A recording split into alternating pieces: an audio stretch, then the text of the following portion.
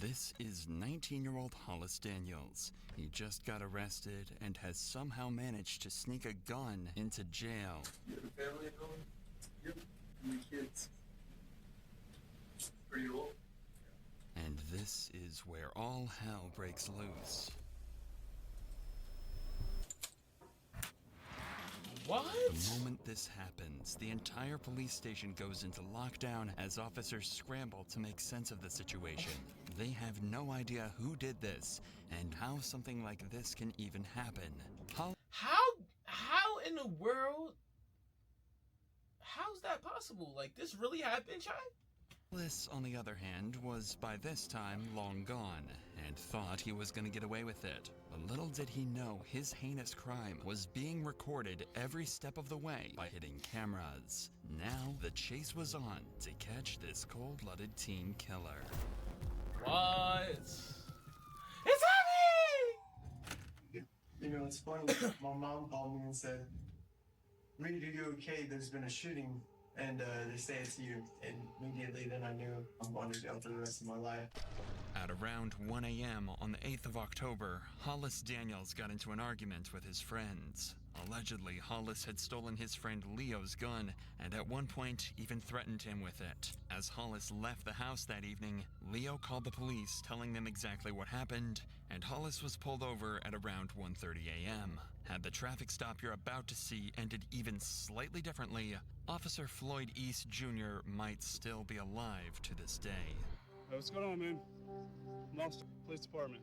Where were you coming from? We got a call about you causing a disturbance. Disturbance? Yeah, over at your friend's house. What's your friend's name? Leo?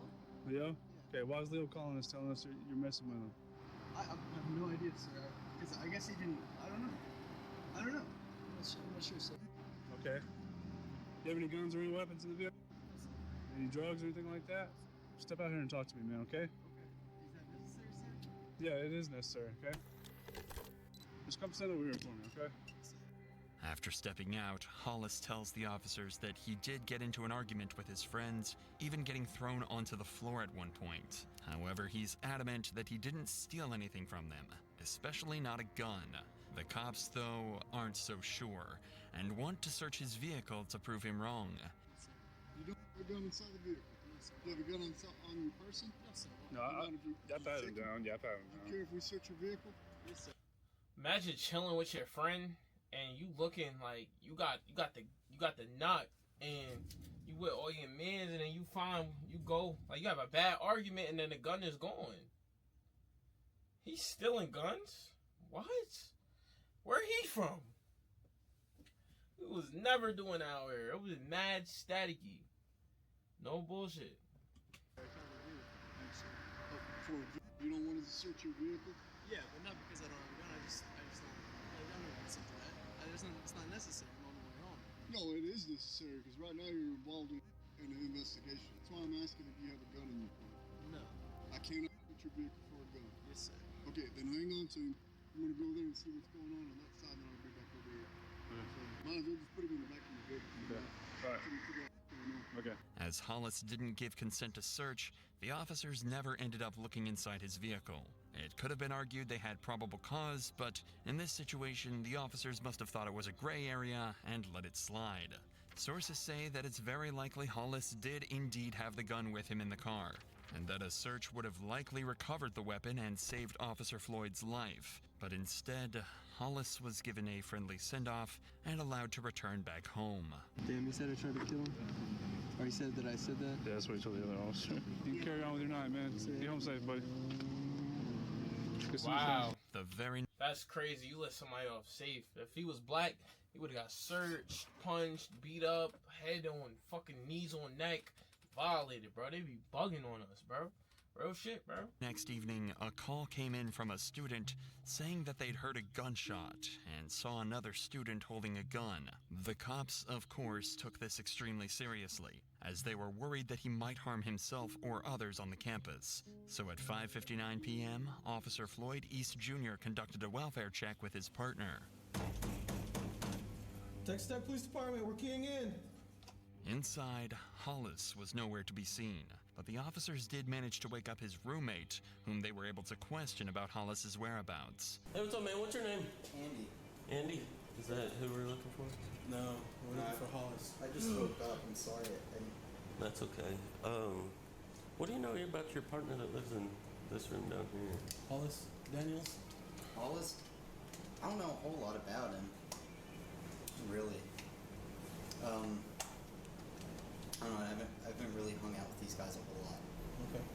Despite the lack of information, though, it wouldn't take long for the cops to find something extremely unnerving that confirms their suspicions. There's a gun right here.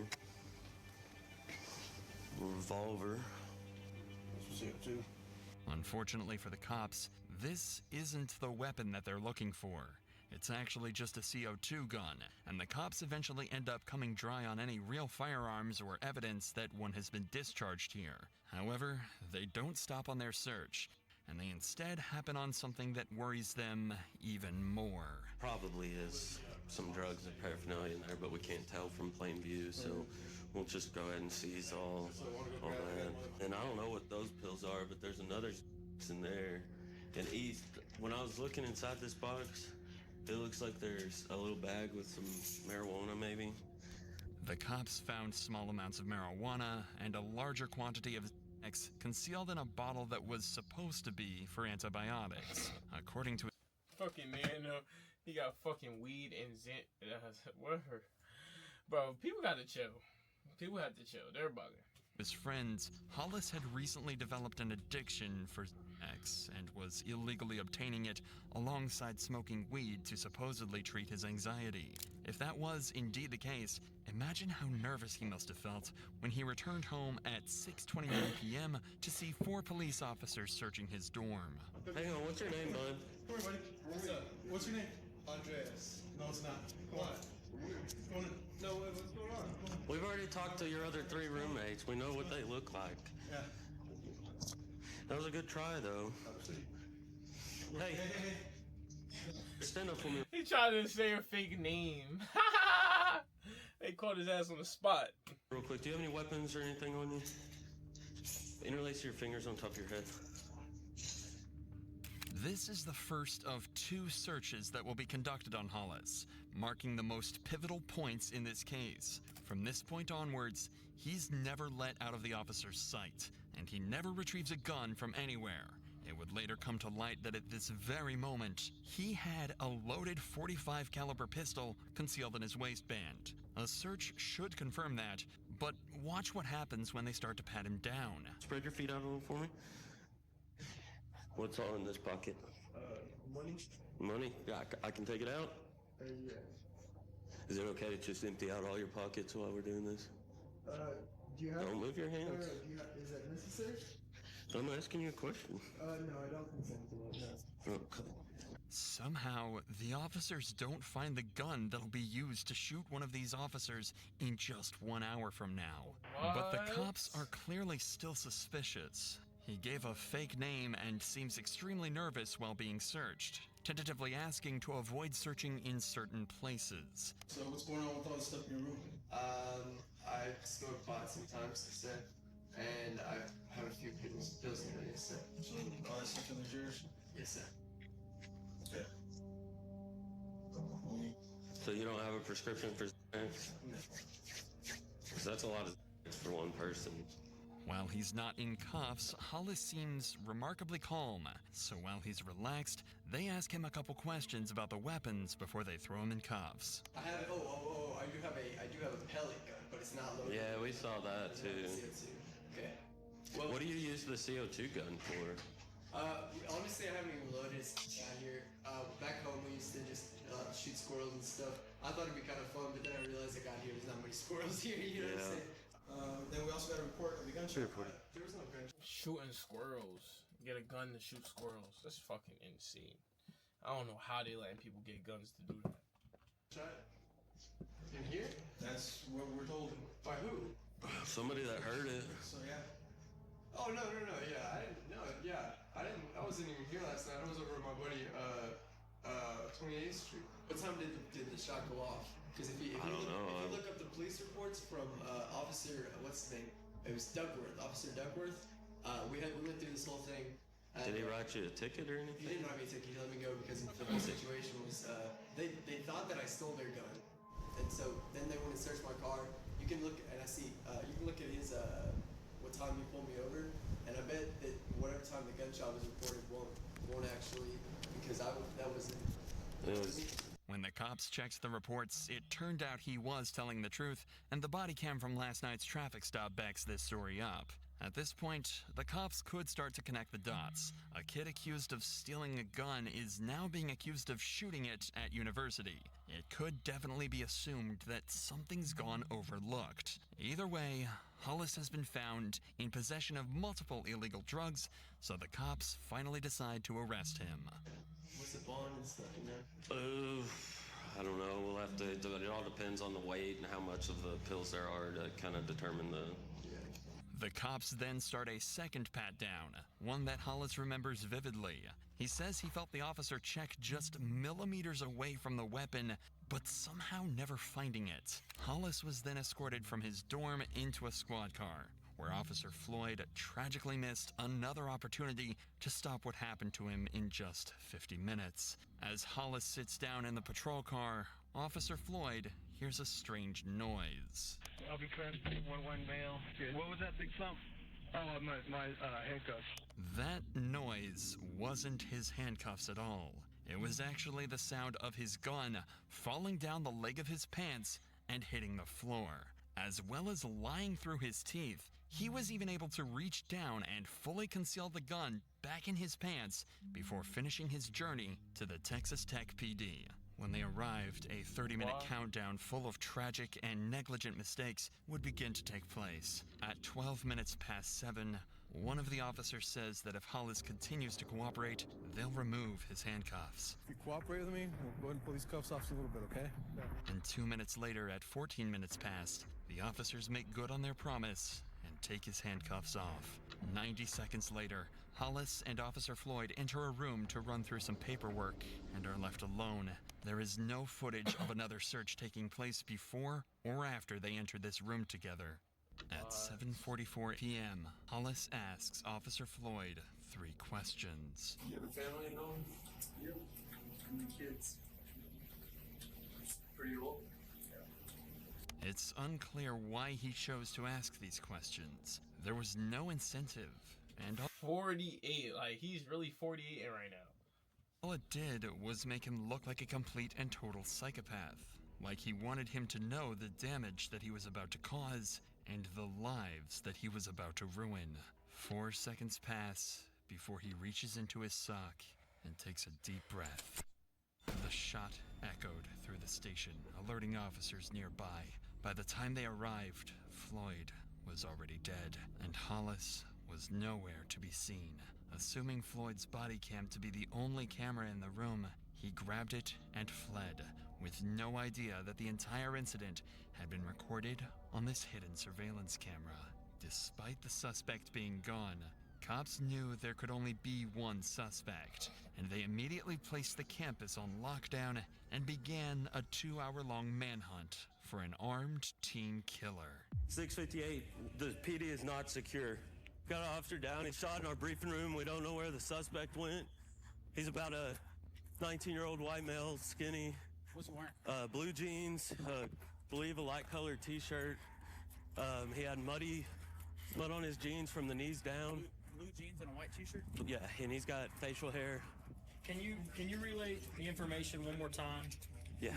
to our sergeant so we can get all the perimeter units clear on what we're looking for? What's his last name? Daniels.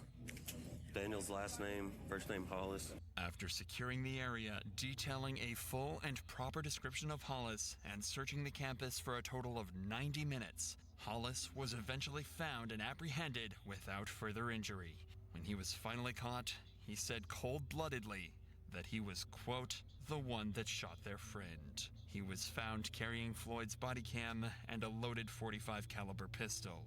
At every turn, Hollis got as lucky as he possibly could have, while Floyd got the opposite.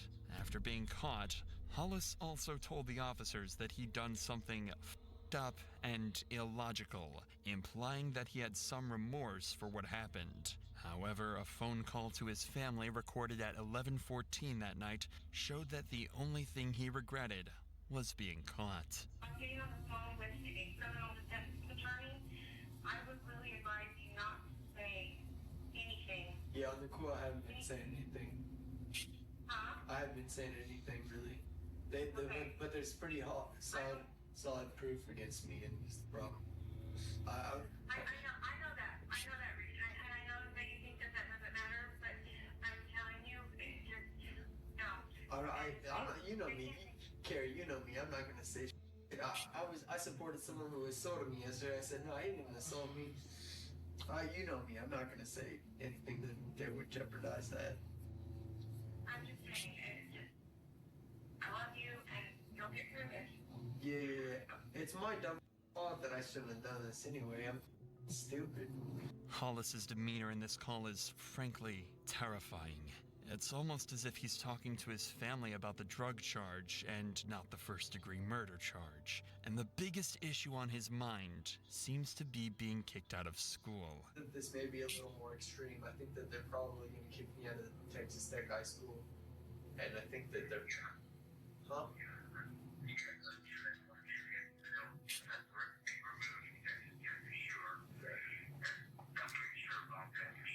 After this call, he was taken by police to an interrogation room, where it seems the reality of the situation finally hits him.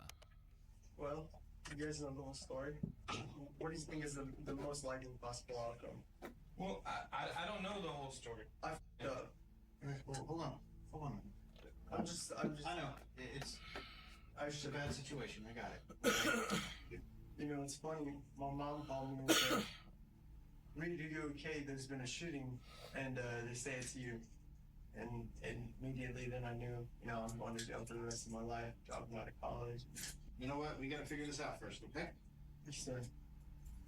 Rightly, Hollis isn't even trying to defend himself. He knows he's done something horrifying and is going to pay the price for it. But the detectives are still plagued with the question of why on earth he did what he did. So they ask him to recount the moment where he took Floyd's life.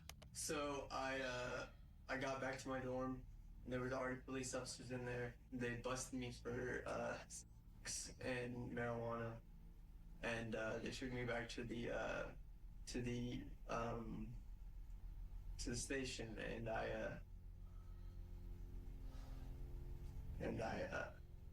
just, in my head, I thought, I can't have this third strike against me. This is gonna be it. You know what I mean? Not thinking logically, and so I did something very illogical, and regret it deeply, and I don't know ever how I'll ever make up for it. Okay? Does that kind of cover what you're asking? Hollis seems to be seeking approval from the detectives. It genuinely does seem as though he feels guilty for what he did, as he's putting himself down and asking the detective if what he said is enough. I was taken back to the police station, and something just clicked in my head, and I said, I can't do this. I can't go back like this. But then I made a worse decision to go back and do something that I thought I could. I'm just ready to go to jail, call my parents. I really would like to call my parents because they're worried to think about me because they saw it on the news. He's stuttering, repeating himself, and all he wants to do is call his parents. Hollis is starting to shut down, overwhelmed with shame, regret, and guilt. The longer this conversation goes on for, the more you have to wonder what compelled him to take that officer's life in the way that he did. And you've got to imagine his parents are thinking the very same thing. Hello, this is Dan. Hey, Dad, it's me, Reed. Reed, honey, are you okay? I'm okay. I'm very safe. I'm with some very nice people right now, and I'm in trouble, and I messed up badly. Oh, Reed, honey, I love you so. I don't even. We'll be there tonight around 11. I'm shaking all over. I can't drive right now. But I want to come see you. What happened? I mean, why would you do something like that? You don't know? I do know it, and it doesn't make sense, and I'm sorry I brought this disrespect to my family. I'm sorry I brought this disrespect to my family again. God, I'm so sorry. I don't know what went wrong. Don't be sorry. It's not you. It's my fault. You did nothing wrong. I did. It's me. And I think they're gonna put me away for a little while, and there's nothing I can do about it. I'll talk to you when I get there. I love you. Okay. Yes, sir. I love you, Dad. 25 to life. Plus more because of other stuff. I mean, look. That would be the responsible thing to do, is to give me jail time, and then maybe I can go for parole. But that's just gonna change. Not your problem. It's just gonna change how I have to go about what I'm gonna do.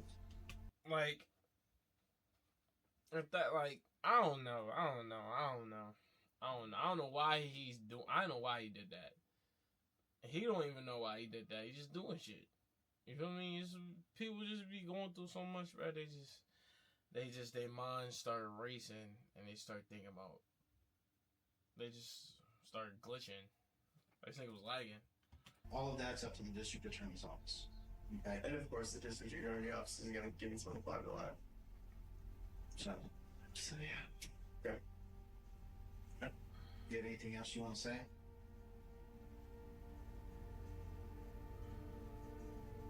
I guess not. But Hollis's motive for all of this, though, would be the biggest mystery of all. Some say it was influenced by his addiction. Some say that he had undiagnosed mental problems, or a combination of the two. At the end of the day, it's all speculation, and we can only turn to what he said in court. It doesn't make sense. I thought I was stuck. I thought it was all over. I thought this was an opportunity to go out, to commit suicide. There was no rational line of thought that I had. He also told the court that he wanted to go out with a bang, and that he asked Floyd about his family because he wanted them to be the last thing that he thought about. It seems as though Hollis panicked. He was scared about the consequences of the drug charges, and was influenced by drugs, mental issues, or something else to take the absolute worst route possible. Wow, he thought his life was over already, so he just ended his life by shooting a cop. That's fucking insane, bro. Make sure you like, comment, subscribe, YouTube.